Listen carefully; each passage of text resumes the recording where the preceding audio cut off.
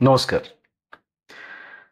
আপনি কি কখনো ভেবেছেন কেন হঠাৎ একটা অনুভূতি আপনাকে বলে দেয় কোন পথে যাওয়া উচিত কিংবা কোন সিদ্ধান্ত নেওয়া ঠিক? এই গাট ফিলিং বা অন্তঃপ্রবৃত্তি কি শুধু মানুষের মধ্যেই আছে নাকি অন্যান্য প্রাণীদের মধ্যেও রয়েছে এই ক্ষমতা? মানুষকে অনন্য করে তোলার পেছনে ঠিক কোন জিনিসটা কাজ করছে? আমরা প্রায়ই বলি আমাদের বড় মস্তিষ্ক, সোজা হাঁটা বা কথা বলার ক্ষমতা আছে, এবং এটাই হয়তো আমাদেরকে অন্যান্য জীবীদের থেকে আলাদা করেছে। কিন্তু এর পেছনে লুকিয়ে আছে আমাদের মস্তিষ্কের এক গোপন শক্তি, ভন ইকোনোমো নিউরন, আমরা বলি ভেন্স। এটা এমন কিছু কোষ যা আমাদের দ্রুত সিদ্ধান্ত, সামাজিক সংবেদনশীলতা এবং সেই অদ্ভুত গাট ফিলিং এর জন্য দায়ী। এই কোষগুলো কেবল মানুষের মধ্যেই নয়, এগুলো আছে গরিলা, ডলফিন, তিমি, এমনকি হাতির মধ্যেও। তাহলে প্রশ্ন জাগে, আমাদের এই অনুভূতি কোষগুলো কিভাবে আমাদের আলাদা করে? অন্যান্য প্রাণীদের কি সত্যি আমাদের মতো আবেগ বা অন্তর্দৃষ্টি থাকে? এটা ঠিক যে আমরা সোজা হয়ে হাঁটতে পারি, আমাদের হাতের বৃদ্ধাঙ্গুল আছে, আমাদের মস্তিষ্ক বেশ বড়, আমরা বিভিন্ন শব্দের জাল বুনে কথা বলি, তাই আমরা প্রাণী জগতের শীর্ষে। তবে এর পরেও মানুষের মস্তিষ্কের এমন দুটো বৈশিষ্ট্য আছে যা এই প্রসঙ্গে সবচেয়ে গুরুত্বপূর্ণ। তার মধ্যে একটা হলো ইনটুইসিভ ডিসিশন, আর অন্যটা হলো গাট ফিলিং, যা এই প্রসঙ্গে সবচেয়ে গুরুত্বপূর্ণ। আমাদের মস্তিষ্কের ফ্রন্টাল ইনসুলা নামের অঞ্চল এবং এর সঙ্গে ঘনিষ্ঠভাবে সংযুক্ত প্রিফ্রন্টাল কর্টেক্স, যা আমাদের স্যালিয়েন্স নেটওয়ার্কের কেন্দ্রস্থল, যেখানে আমাদের গাট ফিলিং তৈরি হয়। শুধু তৈরি হয় না, সেই গাট ফিলিং সংরক্ষিত থাকে এবং প্রয়োজনে ফিরেও আসে। এই অংশ দুটি অন্য সব প্রাণীর তুলনায় আমাদের মধ্যে সবচেয়ে বেশি বিকশিত। এখন প্রশ্ন হলো, এই স্যালিয়েন্স নেটওয়ার্কটা কি? স্যালিয়েন্স নেটওয়ার্ক হলো মস্তিষ্কের একটা সিস্টেম যা আমাদের চারপাশের পরিবেশ থেকে আসা তথ্য, যেমন শব্দ, দৃশ্য বা শারীরিক সংকেত, এই তথ্যগুলোকে বিশ্লেষণ করে এবং নির্ধারণ করে কোনটি আমাদের জন্য তাৎক্ষণিকভাবে গুরুত্বপূর্ণ। আমাদের এই বৈশিষ্ট্যের সবচেয়ে কাছাকাছি কিছু প্রাণী হলো আমাদের সিমিয়ান কাজিন বা বানর জাতীয় আত্মীয়দের কয়েকটি প্রজাতি, বিশেষ করে কিছু গরিলা প্রজাতি।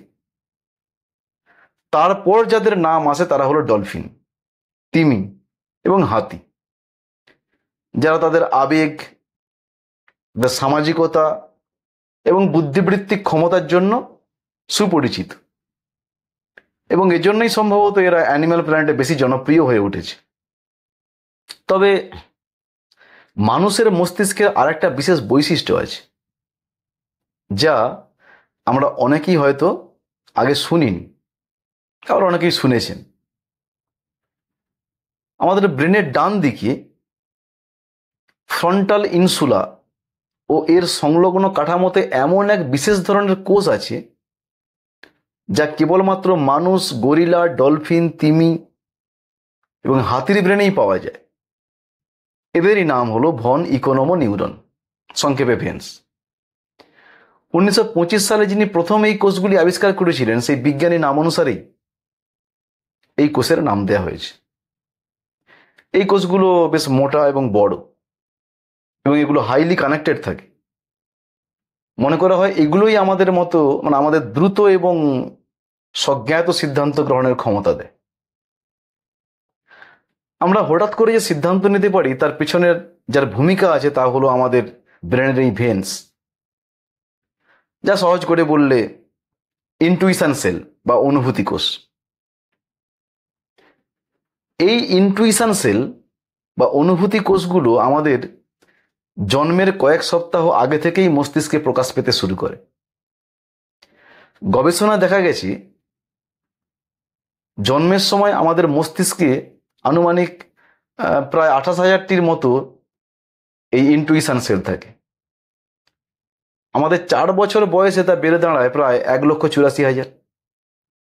আবার প্রাপ্তবয়স্ক অবস্থায় এই কোষের সংখ্যা হয় প্রায় 1,93,000-এর মতো। অন্যদিকে একটি পূর্ণবয়স্ক বানরের মস্তিষ্কের গড়ে মাত্র 7,000 এই ইনটুইশন সেল থাকে। এই ইনটুইসিভ কোষগুলোকে সাধারণত মানুষের মস্তিষ্কের ডান দিকের রাইট ফ্রন্টাল ইনসুলাতে বেশি পরিমাণে দেখতে পাওয়া যায়, যা বাম দিকের তুলনায় প্রায় 30% বেশি। এই কোষগুলো কোনো তথ্যকে অতি দ্রুত স্যালিয়েন্স নেটওয়ার্ক থেকে মস্তিষ্কের অন্যান্য যে সমস্ত অংশ আছে সেখানে পৌঁছে দিতে পারে।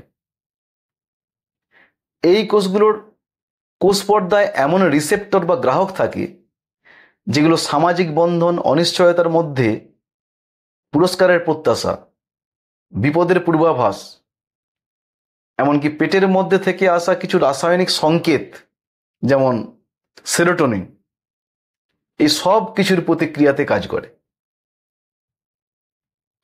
যখন আমরা লটারির টিকিট কিনি তখন আমাদের মস্তিষ্কের এই ভেন্স বা ইনটুইসিভ সেল সেরোটোনিনের মতো রাসায়নিক সংকেতের প্রতি সাড়া দেয়, যা আমাদের মধ্যে আশাবাদ জাগায়। আর এটা তখনই ঘটে যখন এই ইনটুইশন সেল বা অনুভূতি কোষগুলো সক্রিয় হয়ে ওঠে। ক্যালটেকের স্নায়ুবিজ্ঞানী এবং ভেইন্স ভন ইকোনোমো নিউরনস এর অন্যতম শীর্ষ গবেষক জন অ্যালম্যান তিনি বলেন, যখন আপনি কাউকে প্রথম দেখেন তখন আপনি মনে করেন এবং মনে মনে তার চিন্তাভাবনা এবং অনুভবের একটা মানসিক ছক বা মেন্টাল মডেল তৈরি করে ফেলেন।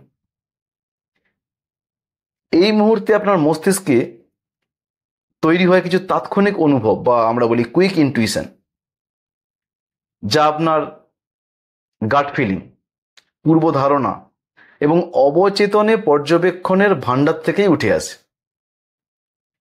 এই প্রাথমিক মূল্যায়নের পরেই আপনার মধ্যে ধীরে ধীরে যুক্তি নির্ভর বিচার গঠিত হয়। সেটা হতে পারে সেকেন্ডস, ঘন্টা, এমনকি বহু বছর পরেও। আজ আমরা জানি যখন আমরা দ্রুত কোনো সিদ্ধান্ত নেই তখন আমাদের মস্তিষ্কের ফ্রন্টাল ইনসুলা ও অ্যান্টেরিয়র সিঙ্গুলেট কর্টেক্স অ্যাক্টিভ হয়ে ওঠে। আবার যখন আমরা ব্যথা, ভয়, বমি বমি ভাব অথবা সামাজিক যে আবেগ যেমন লজ্জা, সংকোচ, অপমান, এই বিষয়গুলোকে অনুভব করি তখনও আমাদের ব্রেনের ওই অঞ্চলগুলোই সক্রিয় হয়ে ওঠে। মজার কথা হলো, যখন আমরা কোনো কিছু হাস্যকর মনে করি সেই সময়ও ওই একই কোষ সক্রিয় হয়ে ওঠে। এটা সম্ভবত পরিবর্তনশীল পরিস্থিতিতে আমাদের অন্তর্দৃষ্টিকে ঠিকঠাক ক্যালিব্রেট করতেই সাহায্য করে। হাস্যরসের কাজ হলো অনিশ্চয়তা নিরসন, মানসিক চাপের লাঘব, বিশ্বাস গড়ে তোলা এবং সামাজিক বন্ধন দৃঢ় করা। তাই গবেষকদের বিশ্বাস,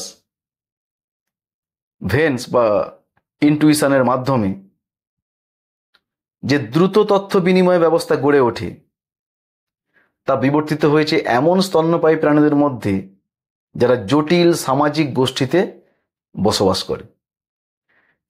এর মাধ্যমে তারা মুহূর্তে সিদ্ধান্ত নিয়ে দ্রুত সামাজিক পরিবেশের সঙ্গে মানিয়ে নিতে পারে।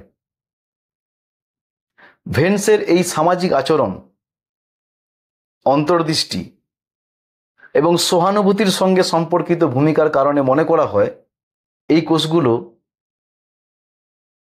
যদি কোনো কারণে অস্বাভাবিকতা প্রকাশ করে, যেমন অটিজম স্পেকট্রাম ডিসঅর্ডার, তখন এই কেসগুলোই আমরা দেখতে পাই। অটিজম স্পেকট্রাম ডিসঅর্ডারে আক্রান্ত ব্যক্তিদের মধ্যে সহানুভূতি প্রকাশ বা সামাজিকভাবে মেলামেশার ক্ষমতা অনেকটা সীমিত হয়ে পড়ে।